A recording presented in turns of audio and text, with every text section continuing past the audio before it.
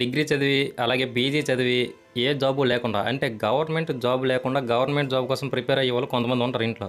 వీళ్ళని తీవ్రవాదుల కంటే ఎక్కువగా చూస్తూ ఉంటారు. ఎప్పుడెప్పుడు ఎలగొడేద్దామా అన్నట్టు, లేకపోతే ఇంకేదో విచ్చలవిడిగా వీళ్ళ మీద ట్రోల్స్ చేస్తూ, విచ్చలవిడిగా మాట్లాడుతూ అంటే ఎక్కువ అవమానిస్తుంటారు. నిజం చెప్పాలంటే వాళ్ళకున్న స్ట్రెస్ ఎవరికీ ఉండదు. ఈ గవర్నమెంట్ జాబ్ ప్రిపరేషన్ అనేది ఎలా ఉంటుందంటే, దూరం నుంచి చూసే వరకు పచ్చని పొలంలా కనిపిస్తూ ఉంటుంది ఇది. కొత్తగా ఈ వచ్చిన యాస్పిరెంట్స్ అంటే కొత్తగా వచ్చిన స్టూడెంట్స్ ఉంటారు కదా, అప్పుడే డిగ్రీ కానీ పీజీ కానీ పూర్తి చేసుకొని ఈ జాబ్ ప్రిపేర్ అవ్వదాం, ఎలాగైనా కొడదామని వస్తారు కదా కొత్తగా. వీళ్ళకి కూడా ఇది ఎంత నీట్గా కనిపిస్తుంది అంటే, దూరం నుంచి చూస్తుంటే సిలబస్ ఒక మంచి పచ్చని పొలంలాగా కనిపిస్తుంటుంది. ఒక్కసారి అందులో దిగితే అప్పుడు అర్థమైపోద్ది, ఇది పెద్ద ఊపిరి బాబు, దీంట్లోంచి బయటపడడం చాలా కష్టం, మామూలుగా లేదు పంచాయతీ అని. ఎందుకంటే అక్కడ కరెంట్ అఫైర్స్ ఉంటాయి, అర్థమెటిక్స్ ఉంటుంది, రీజనింగ్ ఉంటుంది, బుర్ర పాడు చేస్తే లాజికల్ క్వశ్చన్స్ ఉంటాయి, ఇండియన్ పాలిటీ, అలాగే నీకు ఏపీ ఏ రాష్ట్రానికి సంబంధించిన, ఏపీ అయితే ఏపీ, టీఎస్ అయితే టీఎస్, ఇంకా ఏ రాష్ట్రం అయితే ఆ రాష్ట్రం. సో ఇలా ఇంకా అక్కడ హిస్టరీ ఉంటుంది, చాలా చాలా జోగ్రఫీ ఉంటుంది, ఇంకా ఇలా వెళ్తూ ఉంటే గట్టిగా ఉంటాయి. ఇవి జస్ట్ సబ్జెక్ట్ నేమ్స్ ఇవి, ఓకేనా. ఈ డెప్త్కి వెళ్ళామనుకోండి, ఒక్కొక్కటి చాలా ఘోరంగా ఉంటుంది. ఎంత పెద్ద బుక్ నువ్వు మొత్తం చదివితే అందులో ఎన్ని క్వశ్చన్స్ వస్తాయి కూడా తెలియదు, ఎంత ఘోరంగా ఉంటుంది. వీడు ఇన్ని బాధలు పడుతూ ఉంటే బయటోడు మాత్రం వీడు బయట సాయంత్రం పూట సరదాగా రోడ్డు మీదకి వచ్చి ఒక కాఫీ తాగుతాం మనం, సంథింగ్ ఏదో చేద్దామని వస్తే వీడిని పట్టుకుని మాట్లాడుతారు చూడండి. వీడ డిగ్రీ చేసేది కానీ ఇంకా జాబ్ లేదు. గవర్నమెంట్లో సీఎం అయినా పిఎం అయినా ఎవరైనా నీకు దగ్గర బంధువులు ఏంట ఉద్యోగాలు తీసుకుంటే టక్కని ఇచ్చేయడానికి, దానికంటే ఒక ప్రాసెస్ ఉంటుంది. ఫర్ ఎగ్జాంపుల్ ఒక నోటిఫికేషన్ మిస్ అయింది, ఒక నోటిఫికేషన్లో ఒక అబ్బాయికి జాబ్ మిస్ అయింది, ఇంకో 2-3 సంవత్సరాల వరకు నోటిఫికేషన్ వస్తుందని గ్యారంటీ కూడా ఉండదు. వాడు అలాగే చదువుతుంది, చదివి చదివి చదివి చదివి పిచ్చోడైపోయి మళ్ళీ నోటిఫికేషన్ కోసం ఎదురు చూస్తుంటాడు. పోను ఏదైనా ప్రైవేట్ జాబ్ ఏదైనా చేసుకుందాం మనిషి బయటకు పోతే ఉన్న ఈ స్కిల్స్ మొత్తం పోతాయి. ఇదేంటంటే ఎప్పుడు సబ్జెక్ట్ని నెమరు వేస్తూనే ఉండాలి, అప్పుడు మాత్రం అది గుర్తు ఉంటుంది, మంచి అవుట్పుట్ వస్తుంది మనకి ఎగ్జామ్లో కూడా. లేకపోతే మొత్తం పోతుంది ఏదైనా వేరే చూసుకుంటే. ఆ భయంకి వాడు కింద మీద పడి పస్తులు ఉండేసినా సరే ఏదో రూమ్లో తీసుకొని మంచి నీరు తాక్కుని కూడా సఫర్ అవుతూ చదువుతూ ఉంటారు. కానీ ఈ బయట ఉన్న ఫ్యామిలీ మెంబర్స్కైనా ఫ్రెండ్స్కైనా ఇవన్నీ అర్థం కావు, విచ్చలవిడిగా మాట్లాడడానికే చూస్తుంటారు. ఒక్కసారి కుడితే వాడు మావాడే, ఇక అంతా మొత్తం మందే, ఇక మనం వెళ్తే ఏ పనైనా చేసి పెడుతుంది. అతడు ప్రయత్నిస్తున్నప్పుడు ఎందుకు ప్రోత్సహించడం అర్థం కాదు. అందరూ ఇలా ఉండకపోవచ్చు, కానీ చాలా ఎక్కువ మంది మాత్రం ఇలాగే ఉంటారు, నోటుకు వచ్చింది మాట్లాడుతుంటారు. వీళ్ళకి తెలిసింది కొంత తెలియదు కొంత. ఓకేరా, మన ఎమ్మెల్యే వచ్చాడు పోస్టులు తీస్తాడు, మన సీఎం వచ్చాడు పోస్టులు తీస్తారు, ఈసారి వచ్చేది జాబు పోస్టులు తీస్తారు. ఆ పోస్టులకి ఎంతమంది పోటీ చేస్తారో, దాంట్లో ఏ కేటగిరీకి ఎన్ని ఉన్నాయో, అందులో ఒక సబ్జెక్ట్ ఏంటో, అందులో సిలబస్ ఏంటో, అందులో అసలు ఆ ప్రాసెస్ ఏంటో, దానికి మనం ఎలిజిబుల్ అవుతామో లేదో, అంత దూరం వరకు మనం వెళ్తామో లేదో, మనం ఎంతవరకు ఎంత సిలబస్ కంప్లీట్ చేస్తాం, ఎంతవరకు ఉంది, ఇదంతా మనకి ఒక టెన్షన్ అనేది ఉంటుంది. ఇంత ఆలోచిస్తాం, కానీ ఈ బయట ఉన్న వాళ్ళు అంత ఆలోచించరు. ఈసారి ఈ సీఎం వచ్చారు, పోస్టులు తీస్తారు, ఈసారి జాబ్ కొట్టే, ఏంది కొట్టేసేది, వచ్చిన వాళ్ళు మన బామూర్తిలో లేకపోతే ఇంకేంటి జాబ్ కొట్టేయడానికి. ఎవరికైనా వాళ్ళు పోస్టులు చేస్తారు, కానీ ఇక్కడ లక్షల్లో ఉన్నారు ఒక్కొక్కరు చదువుకొని ఎప్పటి నుంచో నిద్రాహారాలు లేక వీళ్ళందరినీ దాటుకొని కొట్టాలంటే మామూలుగా ఉండదు. ఇదేమి మోటివేషన్ క్లాస్ అయితే కాదు, ఒక యాస్పిరెంట్ పెయిన్ ఇది, ఓకేనా. ఇప్పటికీ కూడా నేను చాలా హైదరాబాద్లో ఉన్నప్పుడు దిల్సుఖ్ నగర్ అని ఉంటుంది, అక్కడ మొత్తం ఇలాగే కాంపిటేటివ్ ఫీల్డ్కి సంబంధించినవి మొత్తం కోచింగ్ సెంటర్లే ఉంటాయి. పాపం ఎప్పుడు చూడండి కష్టపడి చదువుతూనే ఉంటారు అక్కడ ఉన్నోళ్ళు. అలాగే ఉస్మానియా యూనివర్సిటీ క్యాంపస్లో కూడా మొత్తం అక్కడ కూడా ఉన్నాం, చెట్ల కింద చైర్లు వేసుకుని కష్టపడి చదువుతూనే ఉంటారు పాపం టీఎస్పీ ఫ్రెండ్స్ అందరూ అక్కడ. నెక్స్ట్ మన ఆంధ్రప్రదేశ్లో కూడా చాలామంది ఇంటి నుంచి వచ్చేసి మంచినీళ్ళు తాగి అక్కడ ఇక్కడ చిన్న చిన్న పనులు చేసుకొని ఇప్పుడు కూడా ప్రిపేర్ అవుతూ ఉన్నారు. ఎందుకంత అసలు గవర్నమెంట్ జాబ్ అంటే ఎందుకంత వ్యసనం వీళ్ళకంటే, వీళ్ళందరికీ మైండ్లో ఒకటి ఫిక్స్ అయిపోయింది. చిన్న పల్లెటూరుకు పోయినా నువ్వు ప్రైవేట్ కంపెనీలో జాబ్ చేసి నువ్వు ₹1,00,000 సంపాదిస్తున్నా అక్కడ నీకు పెద్దగా వాల్యూ ఉండకపోవచ్చు.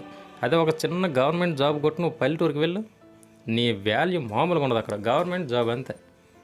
సో ఈ మాయలో బతికేస్తుంటారు చాలామంది. ఒక గవర్నమెంట్ జాబ్ ఎవరైనా కొట్టారో, ఈయనకు ఒక 30,000 శాలరీ అనుకోండి, ఈయన లైఫ్ లాంగ్ సంపాదించింది ఎంత ఉంటుంది. అదే ఒక ప్రైవేట్ ఎంప్లాయీ ఉన్నాడు అనుకోండి, ఈయన ఈయన లైఫ్లో సగం రోజుల్లోనే ఈ గవర్నమెంట్ ఎంప్లాయీ కంటే డబుల్ సంపాదిస్తాడు. అయినా ఈయనకి వాల్యూ ఉండదు, ఎందుకంటే అలా ఫిక్స్ చేస్తారు. గవర్నమెంట్ జాబ్ అంటే ఏంటి, మొత్తం సేఫ్గా ఉంటుంది జాబ్, ఎప్పటికీ ఊడిపోదు. అలాగే ఒకవేళ ఈయన ఏదైనా మిస్టేక్ అయ్యి చనిపోవడమో సంథింగ్ ఇలాంటి జరిగితే ఆ పోస్ట్ని వాళ్ళ భార్యకో ఈక్వల్ ఎడ్యుకేషన్ ఎవరికైతే ఉందో కొడుకు ఇలాగా వాళ్ళకి ఇవ్వడానికి ఉంటుంది అని చెప్పేసి ఇలాంటివన్నీ చూస్తుంటారు. కానీ నిజం చెప్పాలంటే ఇక్కడ ఈ గవర్నమెంట్ జాబ్ అనేది మనం అలా ఇంజెక్ట్ చేసుకున్నాం. ఇదే పెద్ద ఇది లేకపోతే అసలు కాదని. దీన్ని మించిన బిజినెస్‌లోని ఇవని సోషల్ మీడియా ఇప్పుడు ఎంతో అప్డేట్ అయింది. సోషల్ మీడియాలో నీకున్న సబ్జెక్ట్ ఎక్స్‌ప్లెయిన్ చేసినా గానీ ఇక్కడ నువ్వు సక్సెస్ అవ్వచ్చు. నెక్స్ట్ ప్రైవేట్ కంపెనీలో రకరకాల సాఫ్ట్‌వేర్స్ వచ్చాయి. అలాంటిది ఒక 6 నెలలు నీది కాదనుకుని ఏ సాఫ్ట్‌వేర్ నేర్చుకున్నా మంచి ఫ్యూచరే ఉంటది. కాకపోతే ఏంటంటే మనం గవర్నమెంట్ జాబ్‌కి ఇలా ఇంజెక్షన్ చేసుకున్నాం మనం. ఇదొక వ్యసనంలాగా. ఇదొక డ్రగ్ నిజంగా చెప్పాలంటే. అలా చేసుకొని ఊళ్ళో వాళ్ళ కోసమో నిన్ను ఎప్పుడు తిట్టే వాళ్ళ కోసమో నీ కోసమే వీళ్ళ దగ్గర ఎలాగైనా మనము గొప్ప అనిపించుకోవడం కోసమే ఈ ప్రయత్నం తప్పితే ఇంకేమీ లేదు. నాకు బాగా తెలిసిన క్లోజెస్ట్ ఫ్రెండ్ చెప్పిన మాటలు చెప్తే వినండి. జాబ్ వచ్చింది, గవర్నమెంట్ జాబ్, సెంట్రల్ గవర్నమెంట్, చాలా బాగున్నారు, అంతా ఓకే. కానీ ప్రశాంతత అనేది లేదు. చిన్న చిన్న బిజినెస్ పెట్టుకొని మనశ్శాంతిగా బతకొచ్చు. అదంతా వదిలేసి ఏంట్రా ఈ జాబ్ వేస్ట్ అసలు. ఒక టైమింగ్ లేదు, ఎప్పుడు వస్తుందో తెలియదు, ఎప్పుడు పోతుందో తెలియదు, ఎలా ఉంటుందో తెలియదు, ఎప్పుడు ఎవడో ఒకడు అరుస్తూనే ఉంటాడు మీద. ఏదో 10 మందికి చెప్పుకోవడానికి తప్పితే ఏమీ లేదు ఇక్కడ. చిన్న ప్రైవేట్ కంపెనీలు చేసుకున్న ప్రశాంతంగా బతకొచ్చు అనేటట్టు ఉంటుంది. సో ఈ రియాలిటీ అనేది చాలామందికి తెలీదు. వచ్చింది చేస్తానని చెప్పేసి మనం అనుకుంటాం, కానీ చాలా చాలా సఫర్ అవ్వాల్సి ఉంటుంది. నిజం చెప్పాలంటే ఒక జాబ్కి మనం ప్రిపేర్ అవుతున్నప్పుడు ఈ ప్రాసెస్లో మనం ఎంజాయ్ చేస్తాం చూడండి. ఈ జర్నీ బాగున్నంతగా జాబ్ వచ్చేసిన తర్వాత ఉండదు. ఈ పోలీస్ అవ్వచ్చు, ఇంకేదైనా జాబ్ అవ్వచ్చు. ఇక్కడ నువ్వు ఈ జాబ్ కొట్టాలని ఒక జర్నీ ఉంటుంది చూడండి. ఇది చాలా అద్భుతంగా అమోఘంగా ఉంటుంది. కానీ జాబ్ వచ్చిన తర్వాత మాత్రం అక్కడ చాలా షేడ్స్ ఉంటాయి, చాలా ఫేస్ చేయాల్సి ఉంటుంది. ఓకేనా? సో ఇప్పటికైనా మీరు ఒకవేళ గవర్నమెంట్ జాబ్కి ప్రిపేర్ అవ్వకుండా మీ చుట్టూ వాళ్ళు ప్రిపేర్ అవుతుంటారు అనుకోండి, వాళ్ళని ఎలాంటి కామెంట్ చేయకండి. ఎందుకంటే వాళ్ళు చాలా డిప్రెషన్లో ఉంటారు, చాలా చాలా పెయిన్తో ఉంటారు. వాళ్ళ బుర్ర నిండా ఎప్పుడు చూసినా ఈ మ్యాథమెటిక్ క్లాస్, ఇవి ఫార్ములాస్, లేకపోతే ఈ కరెంట్ అఫైర్స్ అని, హిస్టరీ అని, జాగ్రఫీ అని, ఇవన్నీ ఉంటాయి. ఓకేనా?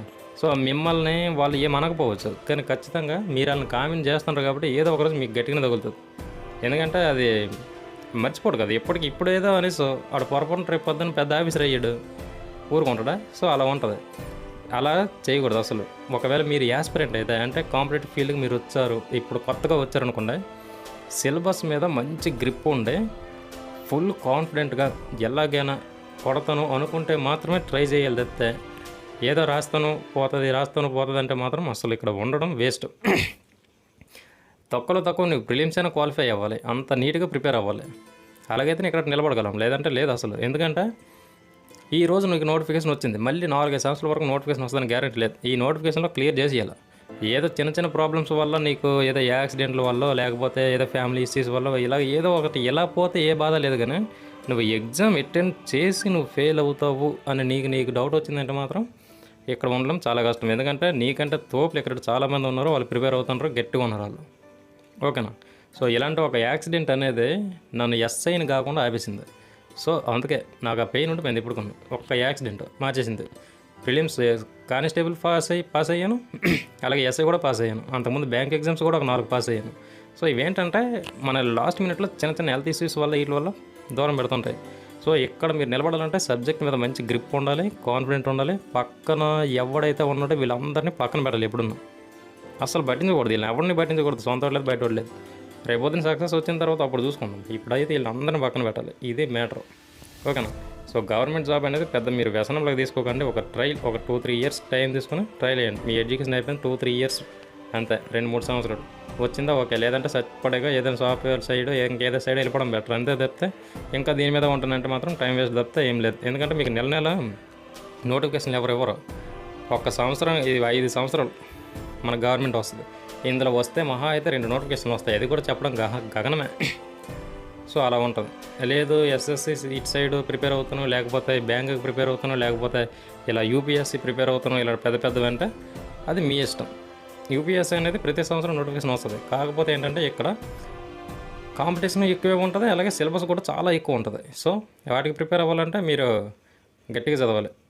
12th ఫెయిల్ మూవీ మీరు చూసారో లేదో, మంచి మోటివేషన్ ఇస్తుంది మీకు మూవీ. ఆ సినిమా ఒకసారి చూడండి మిస్ అయితే. ఓకేనా? 12th ఫెయిల్ చాలా బాగుంటుంది మూవీ. ఈ యూపీఎస్సీకి సంబంధించింది, అతను ఐపీఎస్ అవుతాడు. సో చాలా బాగుంటుంది మూవీ. ఒకవేళ మిస్ అయితే ఆ సినిమా చూడండి, చాలా బాగుంటాయి. ఓకేనా?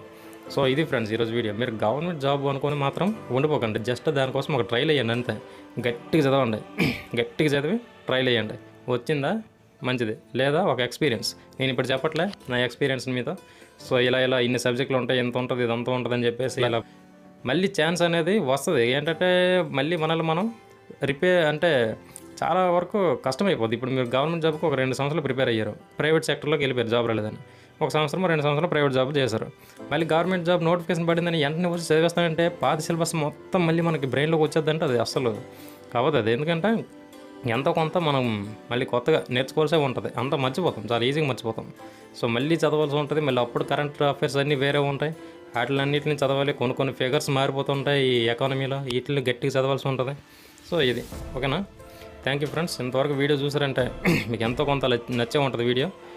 సబ్స్క్రైబ్ చేసుకోండి మన ఛానల్ని. అలాగే ఖచ్చితంగా ఈ వీడియోకి ఒక లైక్ కొట్టండి. అలాగైతే మీ ఇలాంటి యాస్పిరెంట్స్ ఇంకో నలుగురికి ఈ వీడియోని యూట్యూబ్ రికమెండ్ చేస్తుంది, లేకపోతే యూట్యూబ్ అనేది ఈ వీడియోని ఒక మూలకు దోసిద్ది, ఓకేనా. సో యాస్పిరెంట్గా నువ్వు ఉన్నావు అంటే నీ ఫోకస్ మొత్తం స్టడీ మీద ఉండాలి. చుట్టుపక్కల ఎవడేమనుకున్నా కానీ డోంట్ కేర్. ఒక 2-3 సంవత్సరాలు లేదు, అందరి మాటలు నేను పట్టించుకుంటా, వాళ్ళు నన్ను తిడుతుంటారు కదా అంటే మరి కష్టం. ఎక్కడం మొదటి మెట్టు చాలా కష్టంగా ఉంటుంది. ఇది ఎక్కేటప్పుడు నీకు ఇన్ని ఇబ్బందులు, ఆ తర్వాత అన్నీ చాలా బాగుంటాయి, ఓకేనా. సో ఈ ఫస్ట్ మెట్ అనేది చాలామంది చాలా ఫేస్ చేయాల్సి ఉంటుంది. లైఫ్ అంటే అంత ఈజీ కాదు, ఓకేనా. Thank you for watching friends. Have a great day. Thank you.